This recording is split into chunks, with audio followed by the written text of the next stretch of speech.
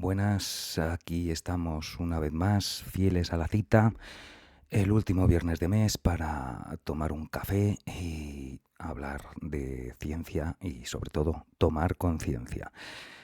Como veis, he conseguido el brazo, espero que se me oiga perfectamente ahora y no tenga esos problemas que me decíais en algunos comentarios. Ahora, me va a costar más tomar café, pero bueno, todo sea porque se me escuche sin problemas. Venga, vamos a comentar cosas que ha pasado en este verano, en estos 3 meses que desde junio, ¿no? Julio, agosto, septiembre, sí, 3 meses que hemos estado sin vernos. Hemos pasado un veranito interesante, ¿eh? Un verano que yo creo que ha cambiado algunas cosas. Yo creo que ya es muy evidente el tema del cambio climático, aún así, o del caos climático, del caos de la crisis ambiental y climática en la que nos encontramos, pero aún así sigue habiendo por ahí algunos negacionistas, ¿no?, que están haciendo de las suyas, intentando sembrar la duda. Son mercaderes de la duda, como les decía un científico, el que fue un miembro destacado del IPCC, del último IPCC, bueno, del penúltimo realmente, en el último creo que ya no estaba, que se lo decía Esperanza Aguirre, ¿no?, que le decía eras un mercader de la duda hace tiempo. Yo recuerdo que lo comentamos en algún café conciencia, pero bueno, espero que no sé yo, porque como me escucho demasiado bien, espero que esto no sature y que vaya bien. En fin, entre otras cosas, además del inmenso calor que pasamos en agosto, que pasamos un calor tremendo, y durante muchos días, no es que no haya habido olas de calor, pero esta ola de calor ha sido tremenda, ha sido muy larga y muy intensa en grandes partes del territorio nacional, ¿no? Donde nosotros tuvimos bastante suerte. Estábamos en Pontevedra tocando con Orense y con Lugo y bueno, pues ahí por lo menos por las tardes refrescaba, lo que era un lujo comparado con grandes zonas de España que han tenido noches tropicales, noches tórridas, noches infernales, en fin, ya no sabemos qué calificativos. Mira, me veo aquí, intento colocarme y, y como en la imagen me veo justo al revés, pues siempre me cuesta moverme. En fin, el mundo de los espejos. Como os decía, quería comentar algunas noticias que han salido, sobre todo con el tema de los incendios. Hemos sufrido una ola de incendios tremenda, se han calcinado más de 400.000 hectáreas y parece que la cosa no ha acabado. Todavía hay un incendio, creo que era en Guadalajara. Escuché ayer o he escuchado hoy, no me acuerdo ya si ha sido esta mañana o fue ayer, que se había reavivado un fuego, que estaban pidiendo la asistencia de la UME, en fin. Esas cosas. Ahí, yo creo que ahí me pilla mejor el micrófono. Espero que así se me escuche perfectamente. Voy a comentar con vosotros, he seleccionado algunos artículos que han salido en prensa haciendo referencia a cuestiones científicas o cuestiones ambientales y para comentarlas con vosotros. Mirad, vamos a poner esto aquí. Venga. Aquí. Aquí estoy, creo que ya estamos, sí, mirad. Vamos a ver este primero, aquí estamos. Fijaos, este es un estudio que salió el 4 de septiembre. Es un estudio de atribución porque se ha hablado mucho de estos incendios, de si teníamos los medios necesarios, de si el gobierno actúa como debía actuar, si los gobiernos autonómicos han actuado como debían actuar, si los bomberos forestales están bien o están mal, pero poco ha habido de información con respecto a la influencia de la alteración del clima que hemos provocado por la quema de combustibles fósiles y estos mega incendios que estamos teniendo y que no hemos tenido solamente nosotros, ¿eh? Pero bueno, vamos a ver qué es lo que hemos tenido nosotros y qué ha salido. Ha salido un estudio, como os digo, aquí venía el 4, la noticia en el diario, el 4 de septiembre, en el que nos decían el cambio climático es el mayor pirómano. Revelan que hizo 40 veces más probables los mega incendios del verano. Un nuevo estudio atribuye, es decir, es un estudio de atribución, los voraces incendios de agosto en el noroeste de la península al calentamiento global, que también hizo que la ola de calor de 10 días fuera 200 veces más probable y 3 grados más calurosa. Ahí es nada. Dice, mirad, el cambio climático provocado por el ser humano hizo que las condiciones de calor, sequedad humedad y viento que alimentaron los incendios forestales este verano en España y Portugal fueran hasta 40 veces más probables. Y no solo eso, el calentamiento hizo que la ola de calor de 10 días fuera 200 veces más probable y 3 grados más calurosa, lo que decía el titular, vamos. Es el resultado de un estudio urgente elaborado por el grupo científico internacional World Weather Attribution, que analiza los vínculos entre el cambio climático y los fenómenos meteorológicos extremos. Los autores analizaron datos meteorológicos utilizando métodos revisados por pares para comparar cómo han cambiado este tipo de fenómenos entre el clima actual con un calentamiento global de aproximadamente 1,3 grados y el clima preindustrial más frío. Recordad que el calentamiento global de aproximadamente 1,3 grados siempre hace referencia a la última década, por lo menos. En algunos, incluso cuando hacen estos cálculos, hablan de los últimos 20 años, pero ya sabemos que estamos en 1,6, o sea, el año, el 2024 fue 1,6 más elevado que la temperatura media de la época preindustrial. Para entender el grado de excepcionalidad, los autores indican que en el clima actual se espera que las temperaturas máximas de 10 días, tan altas como las registradas durante un periodo más caluroso que coincidió con los incendios, se produzcan aproximadamente una vez cada 13 años. Antes de que los seres humanos calentaran la atmósfera, temperaturas tan altas habrían sido extremadamente raras y solo se habrían esperado menos de una vez cada 2.500 años, o sea, la diferencia es pequeña, de 2.500 años a 13 años. Dice, la extinción desbordada. Los autores destacan que los incendios simultáneos en toda Europa están desbordando los recursos de extinción, así como la importancia de controlar la vegetación en las zonas afectadas por los incendios forestales. Entrecomillado, Europa seguirá experimentando incendios más intensos y este año, por primera vez desde que se tiene registro, los incendios forestales han quemado más de 1 millón de hectáreas en todo el continente, ha destacado Theodor Krippin, investigador del Imperial College y coautor del estudio en un encuentro con periodistas. ¿Cuánto han quemado los incendios en España en 2025 en España? Uy, ¿cómo estoy? Bueno, como veis, la gráfica esta es el 2025 es apabullante, ¿no? La subida en el 2012, en el 2022, pero el 2025 se sale del cuadro.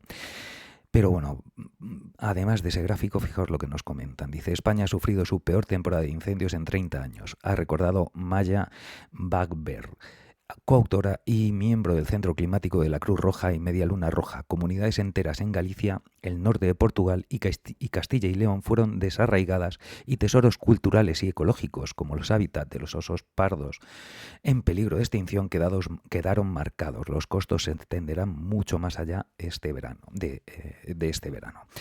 Con respecto a esto, a cómo se han destrozado hábitats de especies en peligro de extinción, como los osos pardos, por ejemplo, hablaban también del urogallo, no solamente animales, hablaban también de que, bueno, pues que parece ser que el hábitat del oso y el hábitat del urogallo se han quemado el 50% del territorio de estos, donde pueden desarrollar la vida estos animales.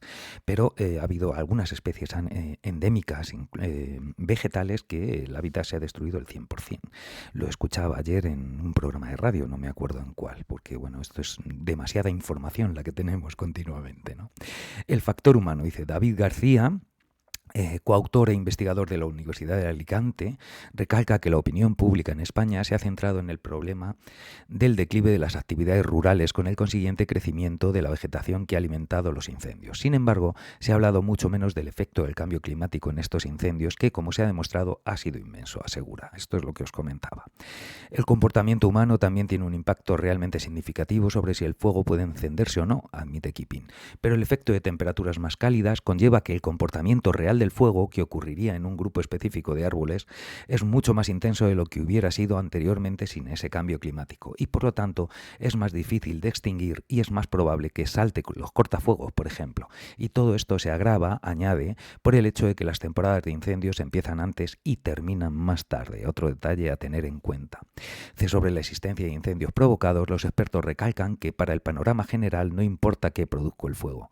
El enfoque de este estudio es el clima y las condiciones que vimos lo hacen mucho más probable, ya sea por un incendio provocado o también por cables eléctricos o un rayo índice índice Keeping, dice, el índice, bueno, que está mal puesto, no sé qué querrían decir, dice Keeping, supongo.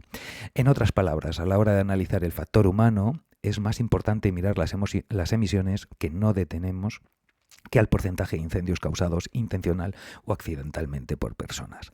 Aunque se basa en observaciones meteorológicas y no modelos climáticos, los autores defienden que el resultado es muy robusto. En este caso, dado que habíamos iniciado un estudio de atribución completo sobre incendios forestales en Grecia, Turquía y Chipre, que también han tenido lo suyo, tomamos la decisión de producir un informe más breve, señala Keeping. Sin embargo, las tendencias que informamos son completamente consistentes con los hallazgos de nuestro reciente estudio sobre los incendios forestales en Grecia, Turquía y Chipre, y también están respaldados por los hallazgos de otra literatura publicada que se centra en los incendios en la región. Reducir su vulnerabilidad. Ernesto Rodríguez Camino, meteorólogo y presidente de la Asociación Meteorológica Española, coinciden que las conclusiones están en línea con estudios similares en la cuenca mediterránea. El origen último de la mayor frecuencia e intensidad de este tipo de incendios hay que atribuirlo a las emisiones crecientes de gases de efecto invernadero, causas principales por el uso generalizado de combustibles fósiles, principalmente por el uso generalizado de combustibles fósiles, explica al SMC. Las sociedades, además de contribuir a reducir las emisiones, deben reducir su vulnerabilidad preparándose para afrontar este tipo de eventos que serán cada vez más frecuentes e intensos. Viene un mapa sobre los grandes incendios que hemos tenido este año, que creo que todos más o menos conocemos. El análisis de datos es claro y concuerda con la mejor evidencia científica, coincide Gustavo Saiz, científico titular del Instituto Nacional de Investigación y Tecnología Agraria y Alimentaria, INIA-CSIC, del Consejo Superior de Investigaciones Científicas. Por lo tanto, hemos cambiado el clima, lo que combinado con acumulación de combustible vegetal en nuestros montes, fruto del abandono rural, hace que la ocurrencia de incendios cada vez más devastadores sea ya una realidad. Es decir, no es... volvemos a lo mismo, sí, pueden ser provocados, puede ser no provocados, puede ser que no se haya... que influya el abandono rural, evidentemente, en la acumulación de materia combustible, pero bueno, el cambio climático, el caos climático que estamos provocando parece ser que es el factor determinante, sobre todo de que sean distintos, de que sean tan virulentos, de que sean tan brutales y tan difíciles, por lo tanto, de acometer y de extinguir. En su opinión, comenta al SMC, este informe evidencia que las administraciones requieren implementar de forma urgente inversiones significativas en políticas de prevención y adaptación para al menos minimizar los efectos de los grandes incendios que están por venir debido a las circunstancias climáticas y ambientales que entre todos hemos generado. Fijaos lo que dice, los grandes incendios que están por venir. Hemos tenido 400.000 hectáreas más de 400.000 hectáreas calcinadas y se supone que esto va a ser la nueva normalidad o que por lo menos cada vez serán más frecuentes. Para María José Sanz, directora del Centro Vasco de Investigaciones sobre Cambio Climático, veis que están mencionando todo el rato a investigadores, a gente que lleva años y años estudiando el tema. Lo digo porque hace no mucho Fer, uno de los asiduos, me mandó un vídeo de Marcos de Quinto, el ínclito Marcos de Quinto, haciendo una especie de charla TED en un think tank de estos que han montado, que está muy de moda, que se llama Pie en Pared, me parece, y estaba haciendo una charla con mucha, pues como si fuese una charla TED. Muy bien producida, con mucho bombo y bueno, pues que estaba hablando incluso de si el cambio climático es una tontería, de si al deshelarse un glaciar había aparecido una calzada romana debajo y si cuando los romanos no había, porque tan... En fin, era un bulo tremendo, no era una calzada romana, pero bueno, aunque así fuese, quiero decir, aunque en un detalle, en un lado que puede ocurrir por diversas causas, es que son miles y miles y miles de científicos con muchos años de dedicación y que no ganan nada con decir estas cosas. O sea, es que sobre todo es eso. Yo siempre os recomendaré el latinajo de ¿cómo es? Bueno, lo que quiere decir es que mires el dinero, mires de dónde viene, ¿no? Mires a quién beneficia, quo prodest. Quo prodest, ¿a quién beneficia? Y cuando los científicos que están desesperados diciéndonos esto, están desesperados porque es realmente muy duro estar viendo continuamente una evidencia tan palpable y saber qué es lo que hay que hacer y ser completamente impotentes para transmitir el mensaje con eficacia y que los que realmente tienen algo que hacer hagan los cambios que se necesitan en el modelo socioeconómico para hacer frente a esta catástrofe que estamos creando con el caos climático, ¿no? Con el caos climático y, como digo, no solamente el caos climático, como recuerda siempre Turiel, por cierto, que ha tenido en la Universidad de Zaragoza hace un par de semanas una conferencia y está por ahí en YouTube con un audio muy malo, peor que los míos, pero bueno, siempre es interesante escucharle, ¿no? Y hablar, y lo que suele decir es que si vemos los límites planetarios, pues vemos que en los sistemas que son necesarios para mantener la homeostasis, la salud de nuestro planeta, pues de los 9 sistemas identificados, el cambio climático no es el que está peor, sino que es el cuarto. Entonces, bueno, pues que no solamente es eso, sino que es una verdadera crisis ambiental, no solamente climática, ¿no? Esa es la idea. Me había dicho María José Saez, un estudio muy rápido. Es un estudio muy rápido que se limita a relacionar los fuegos con estos cambios de las condiciones, pero la situación es más compleja porque hay otras áreas con cambios y anomalías mayores en donde no se han producido estos incendios. En cualquier caso, asegura, estos ejercicios son útiles para reforzar que tenemos una emergencia climática. Es decir, aunque dice la cosa no es tan simple y es más complicada, hay otros sitios en los que ha habido alteraciones climáticas muy grandes y sin embargo no se han producido estos incendios, pero es una evidencia tremenda que estamos en una emergencia climática, ¿no? Estos ejercicios, como decía, son útiles para reforzar que tenemos una emergencia climática y los mensajes de la reciente evaluación del IPCC con evidencias ya materializadas. Vanessa Castán Broto, catedrática de Urbanismo Climático de la Universidad de Sheffield, recuerda que el aumento del riesgo no solo depende de la probabilidad del peligro y la exposición a olas de calor y condiciones de sequía, sino también de la vulnerabilidad de los ecosistemas y las poblaciones humanas. Es decir, también es importante que la degradación de los ecosistemas facilita todas estas catástrofes. Dice, una evaluación exhaustiva de esta vulnerabilidad requiere un profundo conocimiento de la historia socioecológica de las zonas afectadas, algo que excede el alcance de este informe, pero que es necesario para los futuros esfuerzos de gestión, señala. Esto, como digo, es lo que nos decía este primer estudio de atribución que salió hace menos de un mes. Y bastante rápido, pues porque los incendios todavía hay algunos que siguen encendidos, valga la redundancia o la semi-redundancia.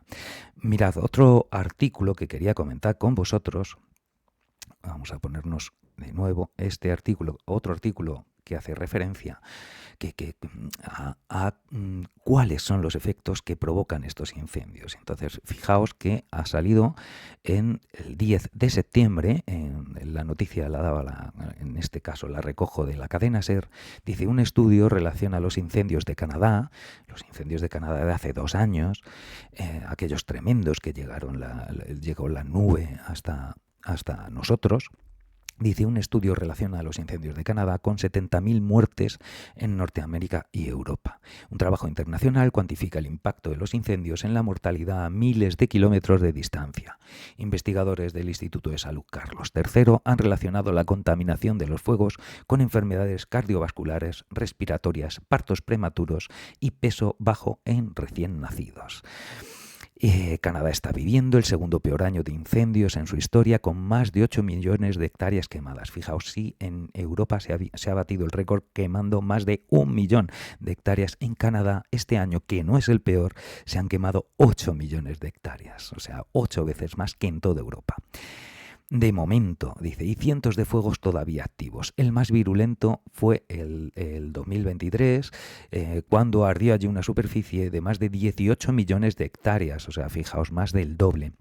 18 millones de hectáreas, más que Castilla y León y Andalucía juntas se quemó. Fijaos, es que América es inmensa. el continente americano es inmenso y allí todo son distancias tremendas. Y, en fin, a los europeos que vivimos en espacios mucho más pequeños, pues son distancias que se nos escapan de nuestra... se nos escapa a la imaginación porque no estamos acostumbrados a esto, ¿no? También recuerdo cuando venían americanos que venían cuando estaba haciendo el doctorado y venían mexicanos o argentinos y una vez que venían aquí pues se iban el fin de semana a París o se iban a Londres o se iban a Berlín o se iban a no sé dónde, pero es que allí los viajes sin salir de su país de una zona a otra eran equiparables, con lo cual les parecía que lo que para nosotros sería un viaje que necesitaríamos 3 o 4 días por la distancia y por esto para ellos se les hacía nada.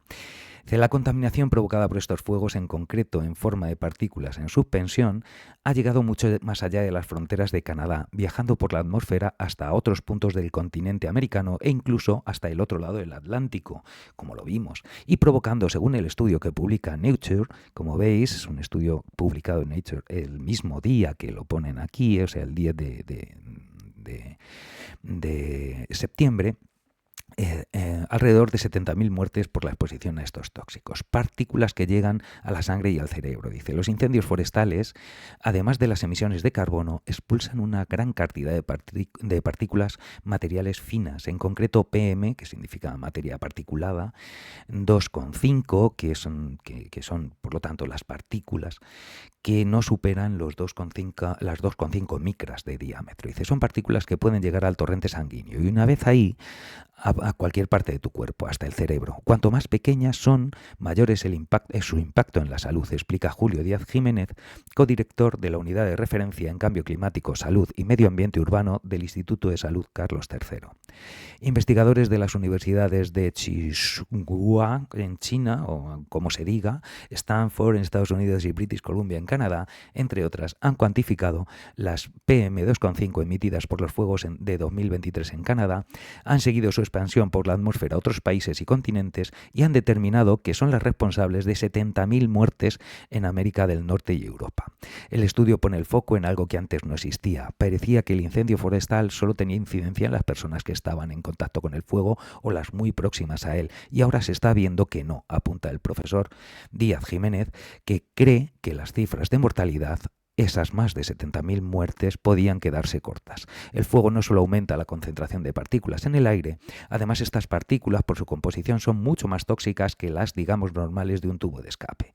Y tampoco tienen en cuenta otros compuestos orgánicos volátiles que actúan como precursores del ozono troposférico, que se ha demostrado que es al menos tan perjudicial como las PM2,5. Es decir, parece ser que los incendios aquí están mirando qué es lo que ha ocurrido con las PM2,5, pero si tenemos en cuenta el aumento del ozono troposférico, aquel que de vez en cuando nos dan señales aquí en Madrid, por ejemplo, nos dicen el ozono es muy alto, y entonces cuando el ozono es muy alto no conviene salir a hacer ejercicio físico el ozono a nivel troposférico, no el estratosférico, el que nos protege de los rayos ultravioletas, sino el que se queda aquí en la troposfera.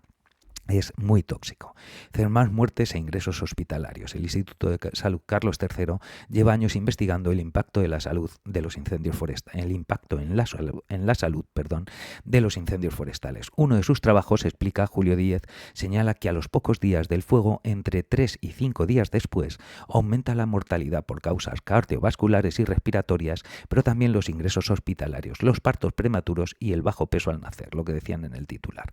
Por eso, en su opinión, sería interesante ampliar el estudio que publica Nature y calcular las consecuencias sanitarias de los incendios, no solo en términos de mortalidad, también de morbilidad y recursos. Si te centras en mortalidad, solo lo haces en una parte del problema, porque también hay ingresos hospitalarios que se disparan y que tienen un impacto en gestión de recursos y costes sanitarios. Récord de emisiones en España.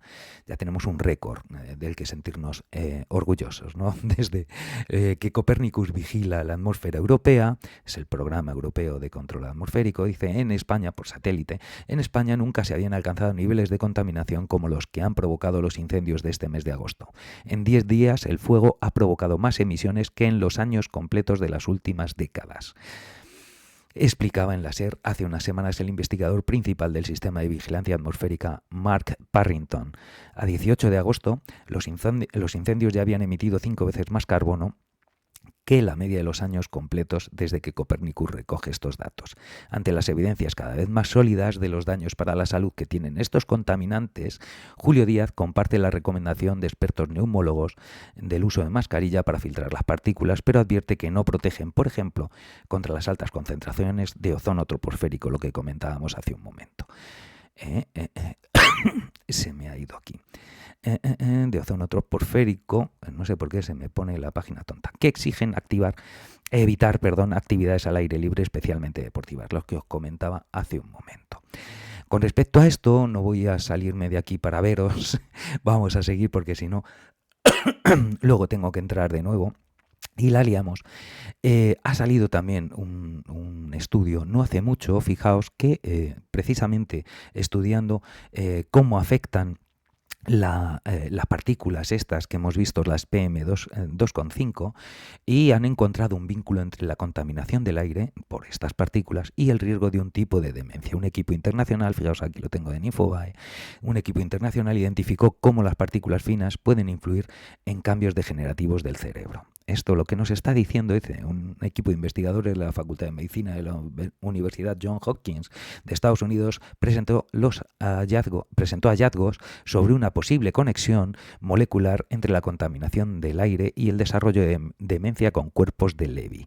Publicaron los resultados en la revista Science. ¿Veis? Estamos hablando de científicos que publican en Science, de científicos que publican en Nature, es decir, en las revistas de mayor impacto y, por lo tanto, científicos de prestigio, no Marcos de Quinto, que es un economista que tiene un MBA, es decir, un máster en administración y dirección de empresas. Ya está, eso es lo que es. Por mucha pasta que tenga y mucho dinero y mucho éxito en el mundo de los negocios, no tiene ni idea de lo que no se puede comparar. Su opinión no se puede comparar con la de un científico. Es que ya estamos locos. O sea, si todo el mundo tiene derecho a dar su opinión, estupendo, pero no tenemos que darle el mismo peso a la opinión de un científico cuando habla sobre ciencia que a la de un economista cuando habla sobre ciencia. Así de sencillo, nada más.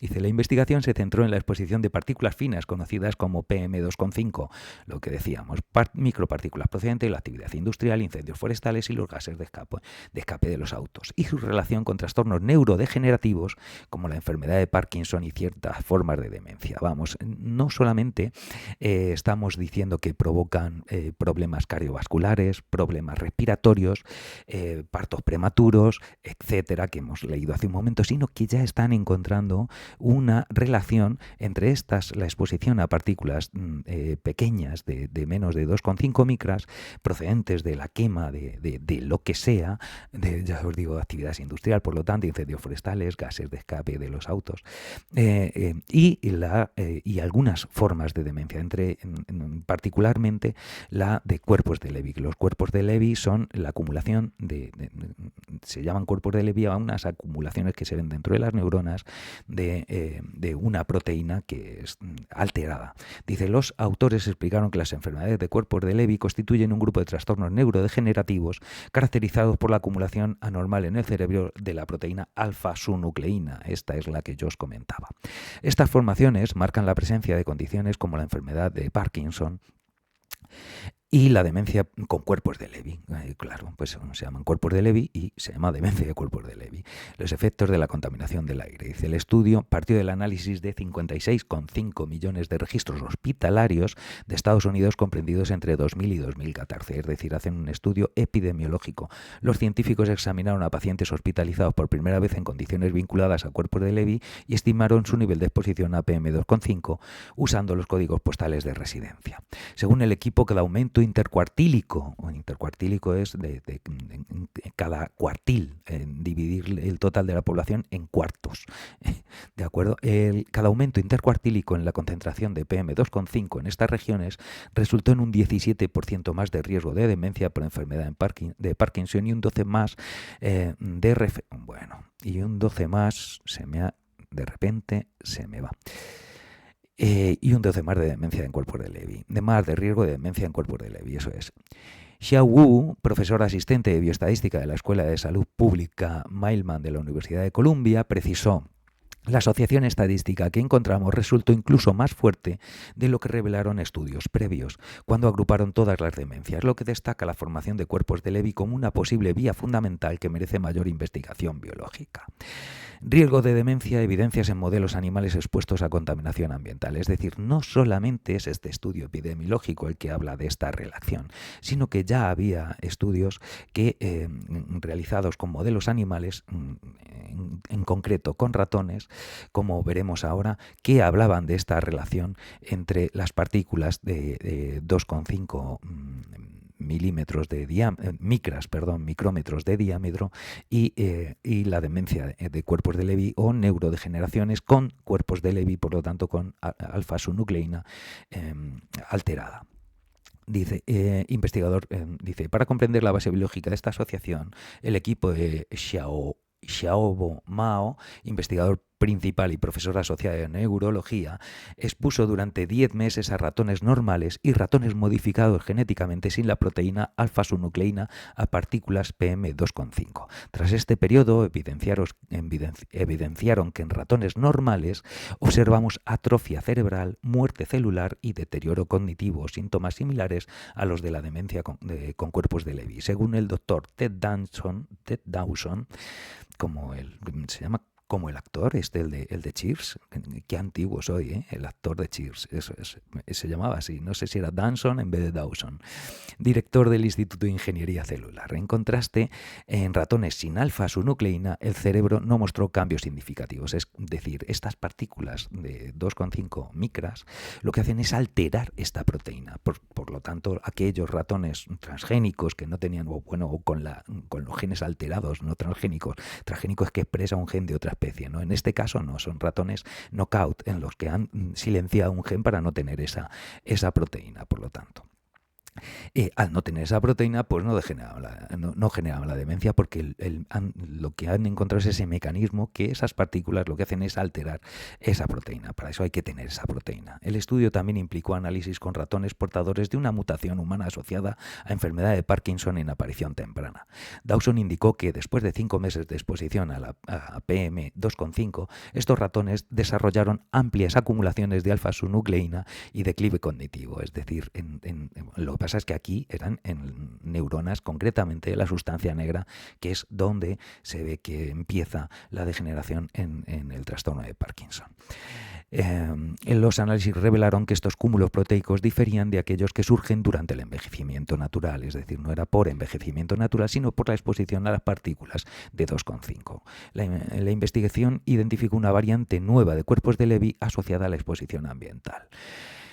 Xiaobo Mao afirmó: al definir esta cepa, buscamos establecer un objetivo específico para futuras terapias encaminadas a frenar el avance de enfermedades neurodegenerativas marcadas por cuerpos de Levy. Polución y demencia, cómo las partículas finas PM2,5 afectan al cerebro. El equipo analizó si los efectos de la contaminación variaban según el origen de las partículas. Bueno, miraron, por lo tanto, y recogieron partículas PM2,5 de China, de Europa y de Estados Unidos, y vieron que en todos ocurría lo mismo, que no dependía de que las de un sitio fuesen especiales. Dice, los investigadores mostraron que los cambios genéticos observados en los cerebros de los ratones coincidieron con los cambios encontrados en cerebros de pacientes humanos con demencia de cuerpos de Levy.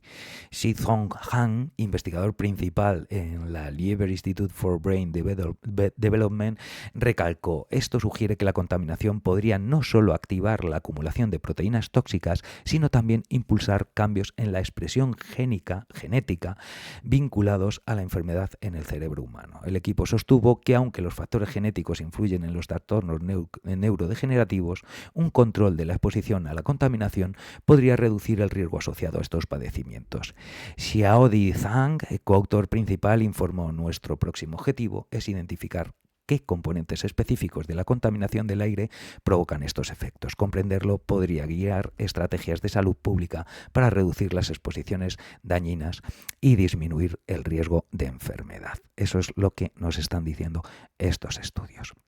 Bueno, como veis, no solamente bueno, es una evidencia que estos incendios tiene, o por lo menos aumenta la probabilidad de que se produzcan la alteración climática que hemos causado, sino que además tienen mayor virulencia, la temporada de incendios empieza antes y acaba después, es decir, esta alteración climática que estamos provocando por el consumo de combustibles fósiles, nuestra dependencia a ser una sociedad yonki de estos combustibles fósiles, pues es la causa, una de las causas principales, o agrava muchísimo la posibilidad de sufrir incendios, mega incendios como los que hemos tenido este verano, tan difíciles de extinguir, que provocan tantas alteraciones ya directamente en las infraestructuras, en los paisajes, en el territorio, y además son riesgo de enfermedades cardiovasculares, de enfermedades respiratorias, y también parece que cada vez hay más evidencia de enfermedades neurodegenerativas. Casi nada. ¿Qué más os quería contar? Quería ver yo aquí también, mirad cómo para hacer, después de 2 meses, después de 3 meses sin vernos, no está mal que veamos, porque salió además en agosto, a finales de agosto, bueno, salió algo antes, donde estaba aquí, bueno, no lo veo. Bueno, un artículo en National Geographic comentando que, fijaos, se titula El colapso anunciado, cómo el modelo del MIT, del Instituto Tecnológico de Massachusetts, de 1972, el de Meadows, predijo la caída de la civilización en 2040. Y nos comenta esto porque ha habido varios estudios no hace mucho en los que revisan esto con nuevos modelos. Esto es se modeló, es un modelo matemático que investigadores del Club de Roma le pidió a investigadores del MIT que lo lo hiciese, y en los que se anunció, fijaos que si entráis en Twitch antes de que yo esté emitiendo, hay una gráfica, y esa gráfica es de este estudio, que quizá es uno de los artículos más importantes que ha habido en el último siglo, por lo menos de los más decisorios, de los que deberíamos haber hecho caso para que nuestro modelo social no nos llevase al declive que nos está llevando y que ya está siendo muy evidente. Dice, medio siglo después, las predicciones del MIT sobre el posible colapso de la civilización moderna parecen estar cumpliéndose con inquietante precisión. Es un artículo muy cortito y vamos a leerlo. Dice, en una época marcada por la fe ciega en el progreso y el desarrollo sin freno, un grupo de científicos del MIT, encabezado por Donella y Dennis Meadows, desafió el espíritu triunfalista de los años 70, eran marido y mujer, de acuerdo, con una profecía tan incómoda como visionaria. Su estudio, Los límites del crecimiento, encargado por el Club de Roma y publicado en 1972, proponía un modelo sistémico, el World 3 se llamó, que integraba variables fundamentales de la dinámica planetaria: población, recursos, industrialización, producción de alimentos y contaminación. Fijaos que esto se hizo en el 72. Es un modelo computacional con la capacidad de computación que había en el 72. O sea, en el 72 es cuando lo publican, o sea que el modelo es anterior. Y aún así, lo que sorprende hoy es que han modelizado de nuevo con las capacidades actuales y es que ven que se está cumpliendo. Aparte que la evidencia nos va dando, se va viendo cómo van cuadrando sus predicciones prácticamente de modo milimétrico. Dice, este enfoque era para su tiempo revolucionario. A diferencia de los análisis fragmentados predominantes, Word 3 conectaba todas las piezas del rompecabezas global y permitía simular distintos futuros posibles. Su conclusión fue una bofetada para el optimismo tecnocrático. Si la humanidad persistía en su lógica de crecimiento continuo y expansión ilimitada, el sistema colapsaría a lo largo del siglo XXI.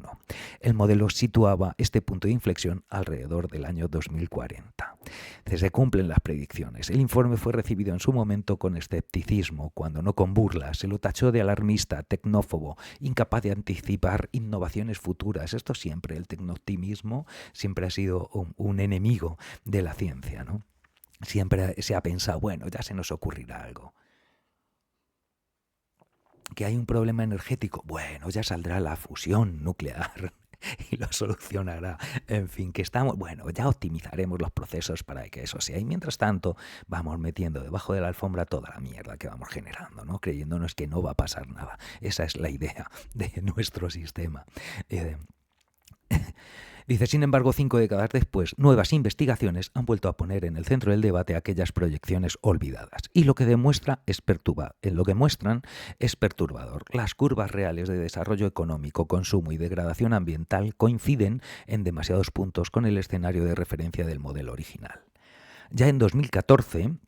Fijaos, del 72 al 14 pasaron años, el científico australiano Graham Turner publicó una revisión detallada que comparaba las predicciones del modelo WordPress con datos empíricos disponibles. Su trabajo reveló que las tendencias globales, desde la producción industrial hasta las emisiones de contaminantes, no solo seguían la lógica del colapso proyectada en 1972, sino que lo hacían casi con exactitud matemática. Pero la alarma se encendió con nueva fuerza en 2020. Hace 5 años, cuando la analista Gaia Harrington, entonces ejecutiva de KPMG, publicó un estudio actualizado en el Yale Journal of Industrial Ecology.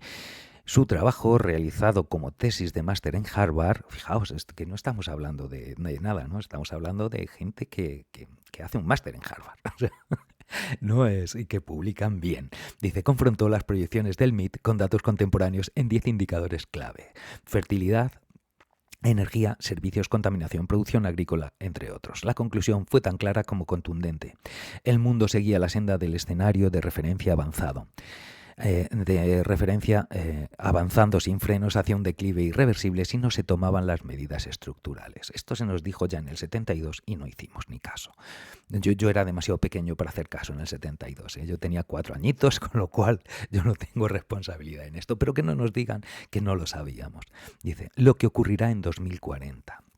Entre 2020 y 2040, el modelo proyectaba un pico de crecimiento seguido por un desplome en cadena de la producción industrial, la oferta alimentaria y, con el tiempo, de la población global.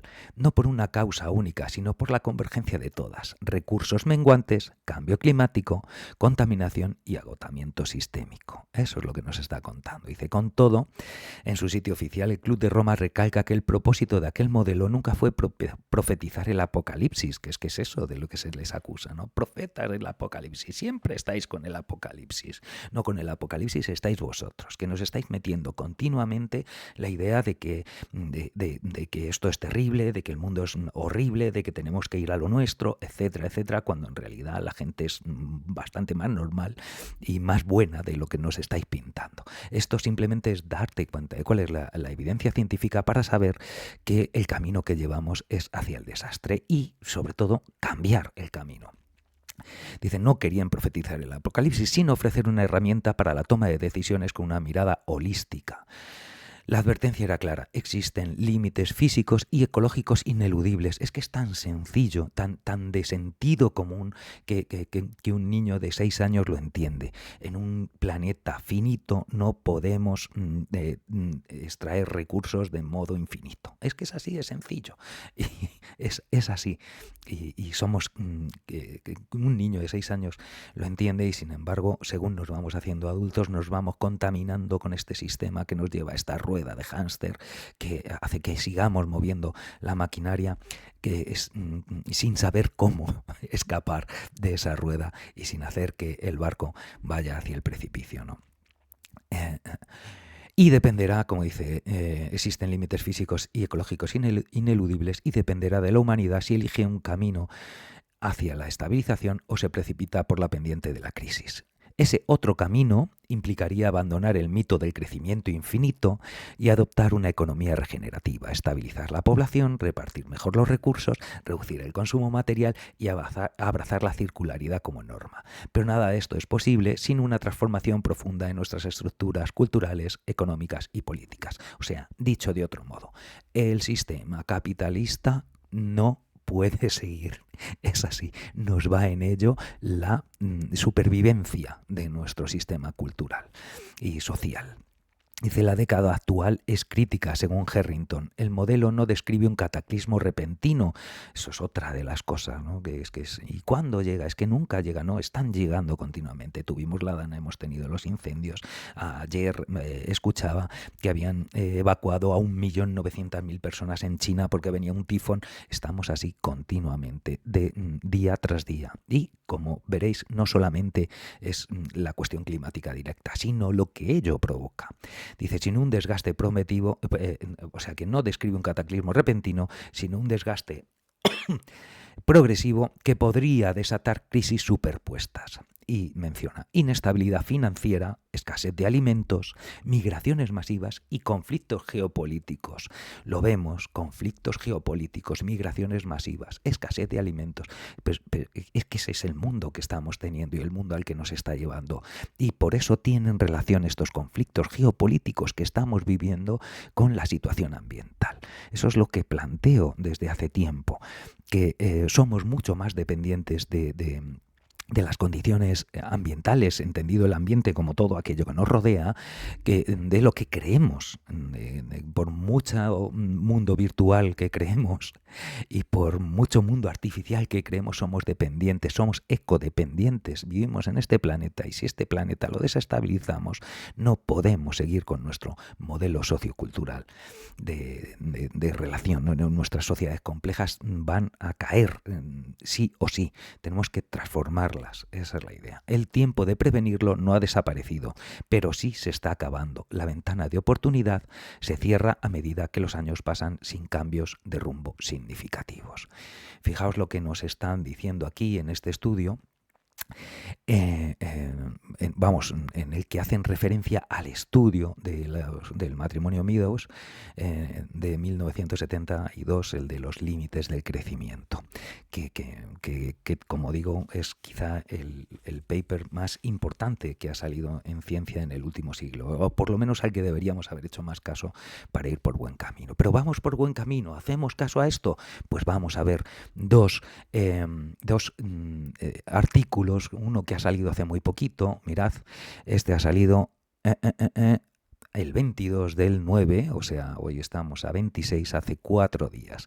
Y lo que nos dice es, la producción de combustibles fósiles en 2030 superará un 120% lo fijado en el Acuerdo de París. Lo fijado en el Acuerdo de París, que era para no superar el 1,5 grados, este 1,5 grados medido en los 10 últimos años, ¿no?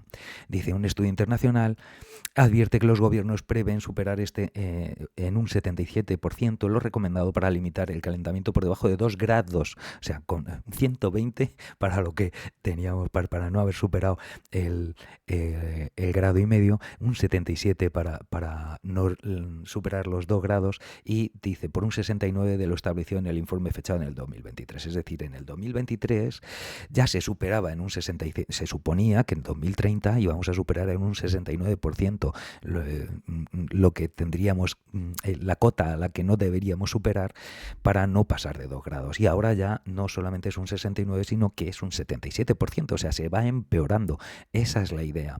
Los gobiernos de todo el mundo planean producir para 2030 un 120% más de combustibles fósiles que el nivel requerido para limitar el calentamiento global por debajo del 1,5 grados. Eso es lo que nos está diciendo. Vamos a ver un poquito más para acá.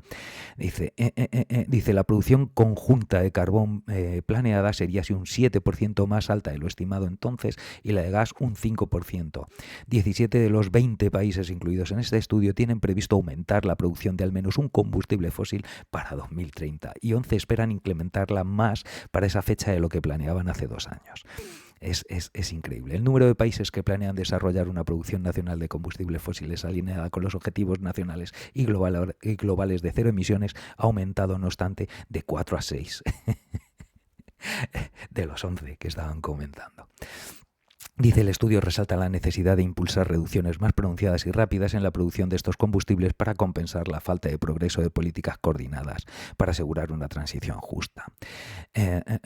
Bueno, el tema dice para mantener el objetivo de 1,5 grados, el mundo necesita reducciones rápidas en carbón, petróleo y gas. Bueno, es más, el objetivo de 1,5 grados parece que nadie vamos, que ningún científico ya da un duro por ello. Todos nos damos con un canto en los dientes con que no se superen los 2 grados y sabemos que de grado y medio a 2 grados la degradación está siendo brutal y sobre todo la inestabilidad que se está provocando, que es lo peor, que bueno, pues va a tener consecuencias nefastas. Pero todavía hay otra noticia, no voy a leerla toda esta porque vamos a leer esta, que pasó bastante desapercibida y que se publicó a finales de julio, me parece recordar, mira, el 31 de julio es este artículo del País.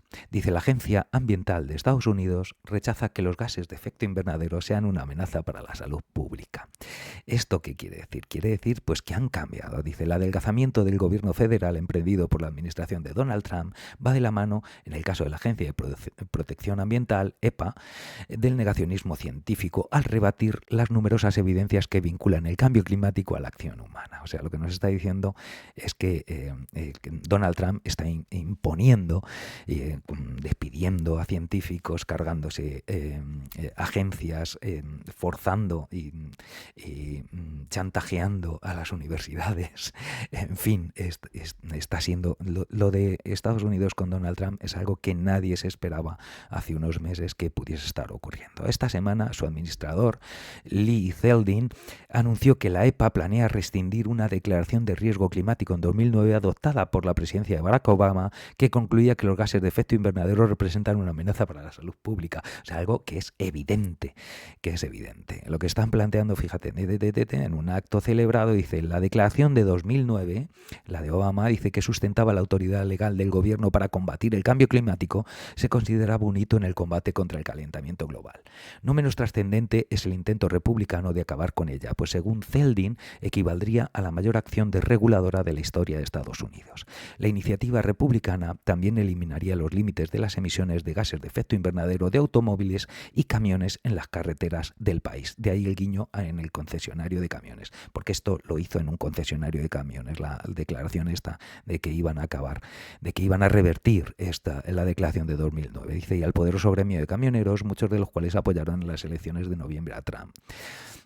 La propuesta es el paso más trascendental hasta el momento para hacer descarrilar los esfuerzos climáticos emprendidos por las anteriores administraciones.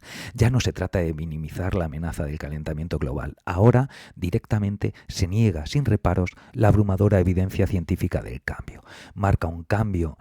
Del cambio climático. Marca un cambio notable también en la posición de la administración de minimizar la amenaza del calentamiento global a negarlo rotundamente. O sea, aquí han tirado un órdago negacionista espectacular, ¿no? Esto es lo que nos está diciendo. En fin, que el panorama no es nada halagüeño, o no. Los realmente poderosos, o una parte de los realmente poderosos, porque el mundo es mucho más que Estados Unidos, el mundo es mucho más que Estados Unidos y Europa, no dejamos de ser la isla pija del mundo, y hay que mirar pues a China, a India, a Brasil, a Sudáfrica, a Rusia, a grandes partes del planeta, a toda Hispanoamérica. En fin, que no es la realidad, no es solamente la que nos están contando ellos, ¿no? Y bueno, pues parece ser que además de estas noticias que son realmente deprimentes, sin embargo ha ocurrido algo que me ha hecho tener un atisbo de esperanza. Y antes de ello quería comentaros que bueno, he estado releyendo hace poco también un libro que es un clásico en influencia, se llama Influencia, de hecho, de Roberto Cialdini. Es un clásico en todos los que estudian desde la psicología. Todo el que quiera tener conocimientos sobre la persuasión, por ejemplo, pues Cialdini es una referencia. Y hay un texto suyo de 300 y algunas páginas, pero que es muy, muy didáctico y escrito y muy entretenido incluso de leer y muy divertido, que se llama Influencia directamente. Os lo voy a enseñar porque, bueno, de él vamos a extraer algunas conclusiones. Voy a leer solamente unas cositas que hay aquí que nos van a servir. Vamos a ponernos para ahí estamos, ¿no? Eso es. Mirad, este es el PDF. Se puede acceder por internet. Si ponéis Roberto Cialdini, bueno, ponéis influencia Roberto Cialdini, pues te saldrán varias posibilidades de obtener el PDF de manera gratuita, ¿no? Esto de hecho está aquí en línea ahora mismo. Influencia, ciencia y práctica. ¿Cuáles son los factores determinantes para que una persona diga sí a otra persona? Esto es muy interesante porque están estudiando y por lo tanto y te cuentan, hacen un análisis de sesgos y de heurísticos con los que realmente funcionamos y de los que se aprovechan los profesionales de influirnos. Entre otras cosas, son la base de todo marketing, que al fin y al cabo lo que intenta es persuadirnos, ¿no? Entonces, en esa persuasión dominan los principios que aquí nos cuenta Cialdini. Y bueno, no solamente ellos, sino también los políticos lo saben y los utilizan. Y una de ellas, una de estas fijaos que leyendo esto, leyendo algunas partes, pues no podía evitar hacer referencia o acordarme de estas cuestiones que estábamos planteando ahora y de cómo nos manejan aquí en la página 18, cómo nos manejan y por qué es tan fácil manejarnos, ¿no? Y mirad lo que nos cuenta aquí Cialdini. Dice, me ha impresionado descubrir recientemente estamos hablando de un libro que se publicó antes del 90, en este caso con estudios y referencias de los años 70 fundamentalmente, y algunos incluso de antes, de los años 50 y de los años 60.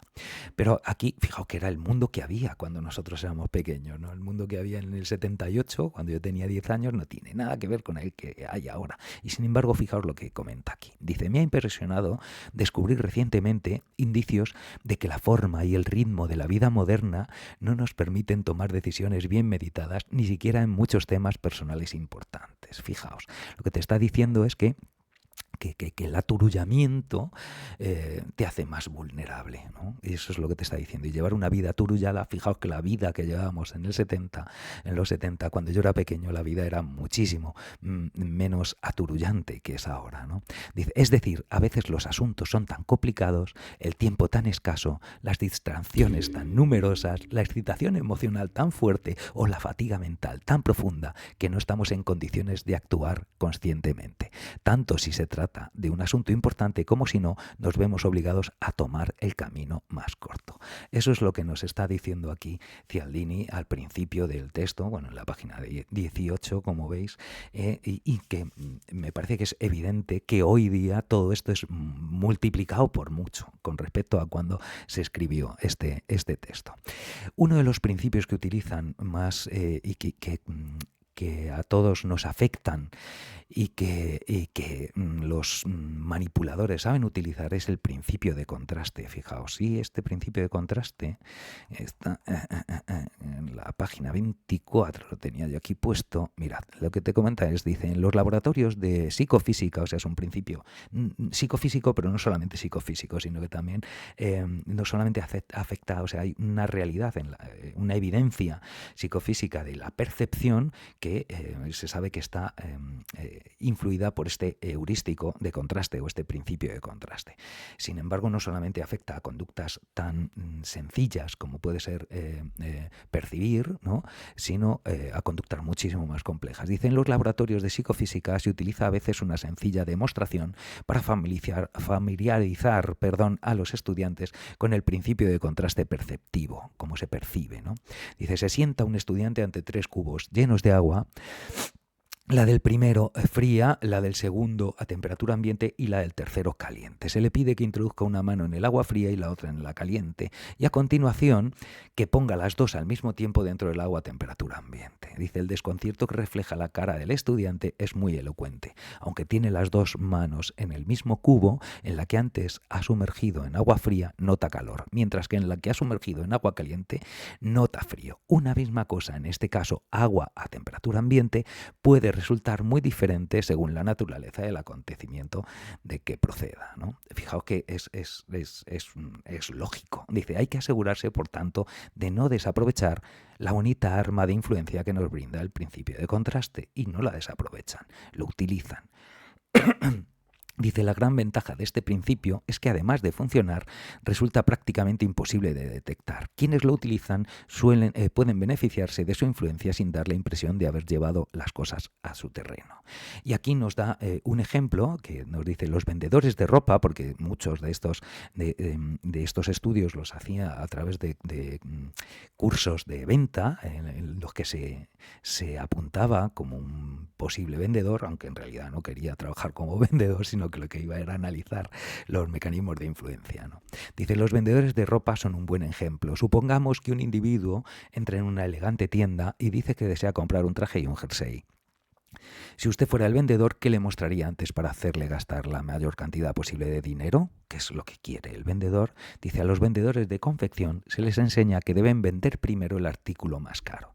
Es decir, si vas a comprar un jersey y un traje, evidentemente un traje cuesta más que un jersey. El que sea, el traje, por malo que sea, va a costar más que un jersey. Esa es la idea. Dice, dice, el sentido común podría aconsejar lo contrario. Si un cliente se acaba de gastar un montón de dinero en la compra de un traje, tal vez se resista a gastar mucho más en un jersey, pero los vendedores conocen su trabajo, se comportan de acuerdo con el principio de contraste. Venden primero el traje porque cuando llegue el momento de mirar los jerseys, su precio, aún el de los más caros, no parecerá tan alto en comparación. Es decir, contrario a lo que puedes pensar si no tienes en cuenta el principio de contraste, bueno, pues la evidencia demuestra que esto es la evidencia de las ventas. Dice, un cliente podría rechazar la idea de gastarse $75 en un jersey, pero si acabara de comprarse un traje de $275, un jersey de 75 no le parecería excesivo. ¿De acuerdo? También lo hacen con los complementos, etcétera, etcétera, etcétera. Y mira, dice aquí, un poquito más adelante, dice, es mucho más rentable para los vendedores mostrar primero el artículo más caro. Si no lo hacen, perderán la influencia del principio de contraste, el cual además se volverá contra ellos. Es decir, si primero compra el jersey, luego el traje le va a parecer demasiado caro. Esa es la idea. Dice, si muestran el producto barato antes que el caro, este último parecerá más costoso de lo que realmente es. En consecuencia, nada deseable para la mayor parte de las organizaciones de ventas. Dice, así pues, al igual que el agua del mismo cubo puede parecer más caliente o fría dependiendo de la temperatura del agua en la que se ha sumergido previamente la mano, también el precio de un artículo puede parecer más alto o más bajo según el precio del artículo que se haya visto antes. Dice, usar inteligentemente el contraste perceptivo no solo es utilidad para los vendedores de ropa. Y aquí planteo yo que esto es algo que facilita o que hace, que nos permite entender por qué en este mundo que estamos teniendo nos están mostrando realidades tan brutas y tan burdas como lo que están haciendo en Gaza, como lo que Israel está haciendo, saltándose todo lo habido y por haber. Fijaos, hace poco me sorprendía que ni siquiera que mucha gente de mi entorno no se había enterado de que Israel había asesinado al primer ministro de Yemen y a varios de los miembros de su gobierno, ¿no? En un bombardeo a Yemen. O sea, antes de bombardear Doha, bombardeó Yemen y se cargó al primer ministro. O sea, eso es un magnicidio. Eso antes, hace nada, hubiese hecho... Vamos, es que es imposible que no te enterases, ¿no? Habría sido noticia mundial, pero ya estamos desensibilizándonos de tal manera que mucha gente de mi entorno se enteró cuando yo se lo dije. Y tengo miedo de ser el agorero que siempre te dé noticias o que te haga ser consciente de la mierda de mundo que estamos generando, ¿no?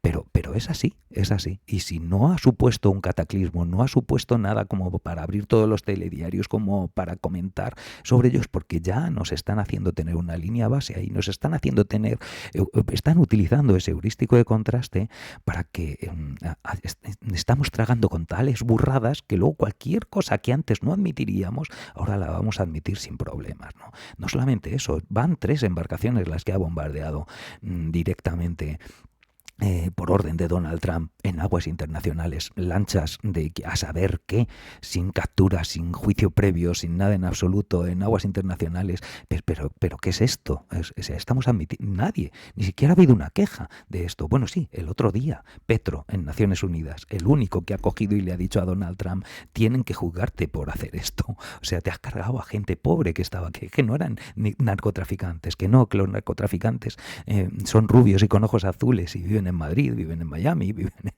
o sea, que no, esos son los grandes los que tienen ahí. Sigue el dinero, como decíamos, y acabarás con ellos, ¿no? El caso es que, sobre todo lo que comentaba yo la última vez, y que el heurístico de contraste esto me ha hecho entender alguna parte, por lo menos, es que está siendo, no es solamente lo que están haciendo, sino que lo están haciendo a un nivel tan obsceno que luego vamos a tragar por contraste con cosas con las que hace muy poco no tragaríamos. Pero bueno, viendo a Cialdini y leyendo esto, también hay una parte que quería comentaros que me parece que es otro de los principios por el que funcionamos y que nos afecta a todos los humanos como seres sociales que somos, que es la sanción social, precisamente, ¿no? Lo que hacen los demás, cómo nos afecta lo que hacen los demás. El principio de sanción social. Aquí estamos en esto. Y nos vamos a ir a la página 126, que lo tengo aquí apuntado, y quería... Bueno, a ver si llegamos al 120, 126, que ahí me paso muy fácilmente. 126, aquí, el principio de sanción social. ¿Qué es el principio de sanción social? Dice, bueno, te estaba comentando aquí antes el hecho de cómo te meten, fijaos que te estaban hablando de los años 70, cuando en Estados Unidos ya en televisión te estaban metiendo en las series cómicas risas enlatadas, ¿no? Como las que meten en tantos programas supuestamente de humor, en las que te meten las risas enlatadas, porque cuando otros se ríen tú tiendes a reírte y te parece más gracioso, aunque sepamos que son enlatadas. Eso es así de fuerte. Dice, para descubrir por qué es tan eficaz la risa en conserva, debemos comprender primero la naturaleza de otra poderosa arma de influencia, el principio de sanción social. De acuerdo con este principio, determinamos lo que es correcto averiguando qué piensan otras personas que es correcto. Es un principio especialmente válido a la hora de decidir si un comportamiento es adecuado. Juzgamos la corrección de un comportamiento en una situación dada por la medida en que lo manifiestan los demás.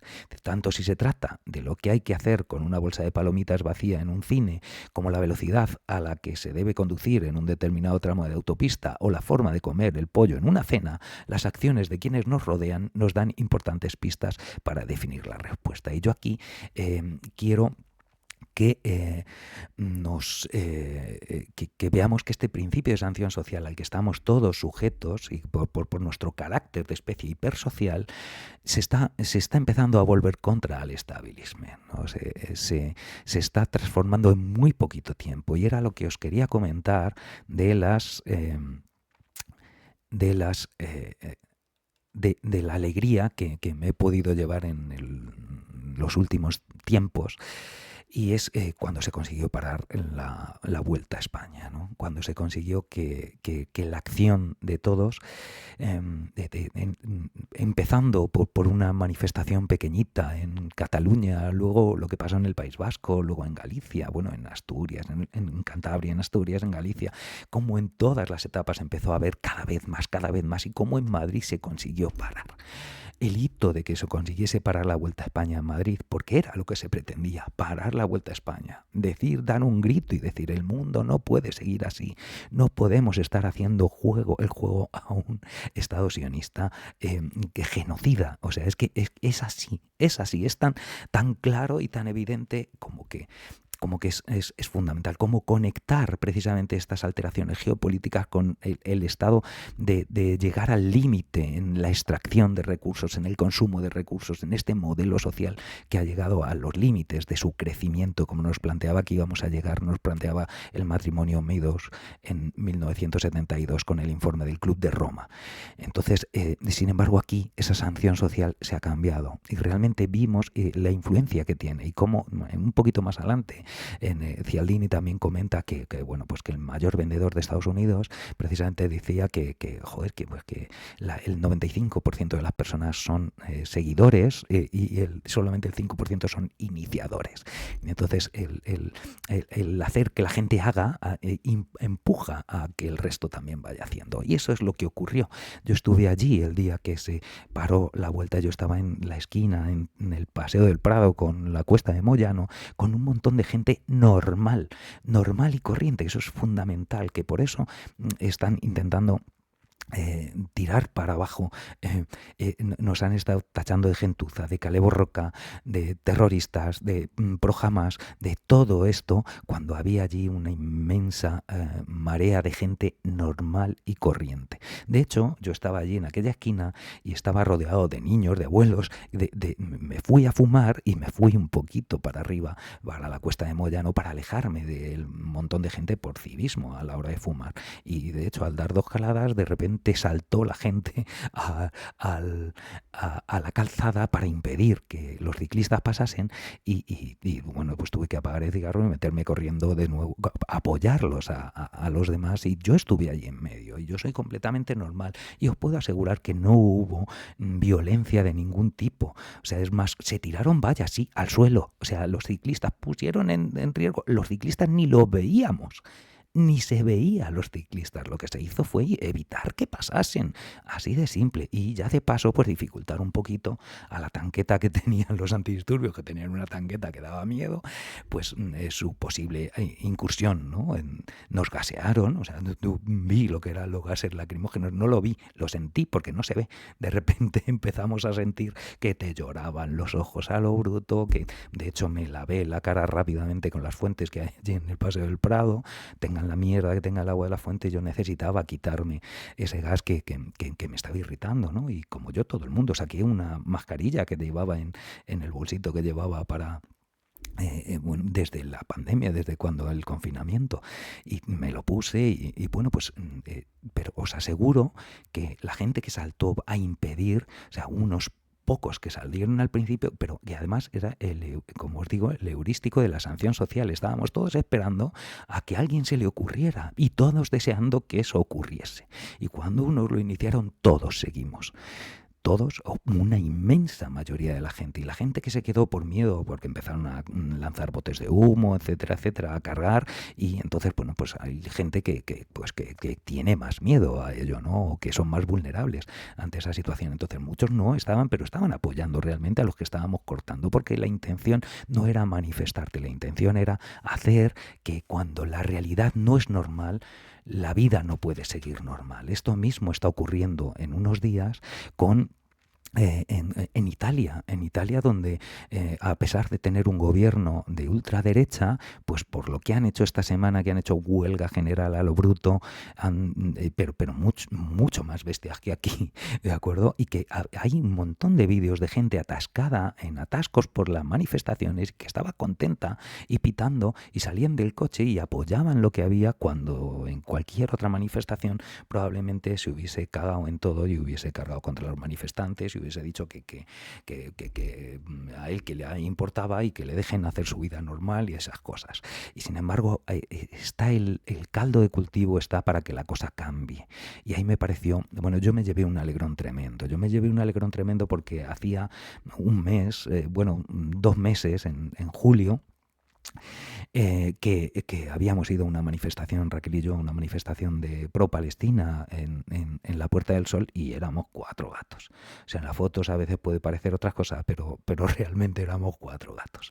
Entonces yo iba con miedo aquí a lo de la Vuelta Ciclista, pensando que íbamos a ser 4 gatos, y me llevé una alegría cuando empecé a ver que no éramos 4 gatos, y me llevé otra alegría cuando se le echó, yo creo que había una especie de orgullo de decir qué pasa en los demás sitios hacen, y aquí en Madrid no, estamos domados en Madrid, y esa es la sorpresa que se han llevado muchos. Pero fijaos que ayer ya estaban hablando, la UEFA se estaba planteando si expulsar a Israel de las competiciones deportivas. Fijaos lo que había hace nada. Como os decía, el gobierno de Giorgia Meloni, después de estas movilizaciones sociales, ha enviado 2 fragatas a la flotilla a la Global Summum Flotilla, que en 4 días se supone que tendría que llegar a Gaza, ¿no? Estamos en momentos históricos, y el cambio fijaos, el otro día Petro en Naciones Unidas también lo dijo, conectando ambas cosas. Entre otras cosas porque son tales los cambios que tenemos que hacer sociales si queremos salvarnos de esta crisis ambiental y climática que estamos creando,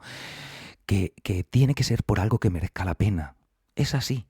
Por un mundo que merezca la pena. Vamos a tener que sacrificarnos, que cambiar muchos modos de vida, de transformar cosas que ahora ni siquiera lo suponemos, lo que nos va a... no sabemos, no podemos imaginar los cambios que tiene que haber, ¿no? O que va a haber. Sabemos qué es lo que hay que hacer, pero lo que eso va a suponer y el llevarlo por nuestra dependencia, como decíamos, de petróleo, por nuestra dependencia de cemento, por nuestra dependencia de plástico, por nuestra dependencia de acero, que son los 4 componentes fundamentales de las industrias de nuestra sociedad, bueno, pues ese modelo, el modelo de negocio está cayendo.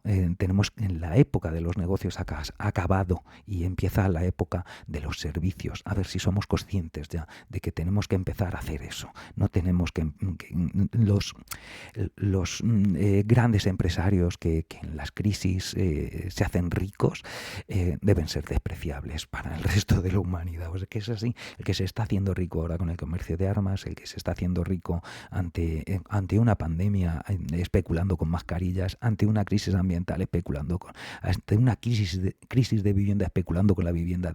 Es decir, debemos empezar a rechazar esos modelos y eso costará, pero costará si luchamos por un mundo que sea digno. El otro día Petro, como digo, en Naciones Unidas lo dijo bien claro, dijo, primero tenemos que acabar esto, no puede ser lo que está ocurriendo en Gaza, en Cisjordania, Israel, lo que está haciendo en todo Oriente Medio. Pero no solamente es aquí, si es que ha bombardeado Doha en lo último, pero es que ha bombardeado Yemen, ha bombardeado Sudán, ha bombardeado Libia, ha bombardeado Siria, ha bombardeado Líbano. Pero es que da igual lo que haga. Entonces, este saltarse las normas, este romper las reglas, este mundo que habíamos intentado civilizar a través de reglas internacionales, está saltando por los aires y tenemos que luchar para que eso no ocurra. Y eso va a ser una lucha que vamos a llevar y que además tenemos muy poquito tiempo, como nos están diciendo todos los informes. Es en esta década, son en estos 5 a 10 años próximos en los que se tiene que dar el cambio y si no va a ser catastrófico. Entonces, por lo menos que luchemos por algo que merezca la pena. Y la mayoría de la gente es buena y por eso es importante que la gente salga a decir yo estuve, que la gente salga a decir yo también soy gentuza, que la gente salga a decir yo estoy de acuerdo con esto, aunque me digáis que no, para que mucha gente vea que lo normal es eso y no lo contrario. De acuerdo, que no somos seres extraños, no somos extraterrestres, no somos extremistas de ningún tipo, somos gente que le gusta la gente y eso es lo que hay que apoyar. En fin.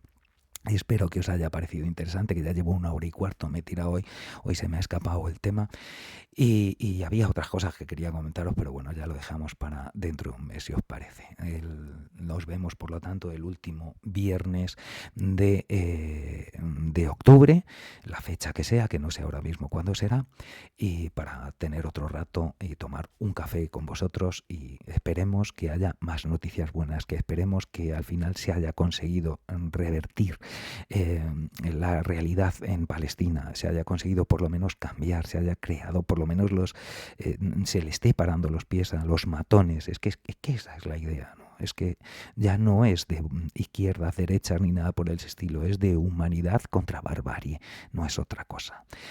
Hasta el último viernes en el próximo Café Conciencia. Gracias por escucharme.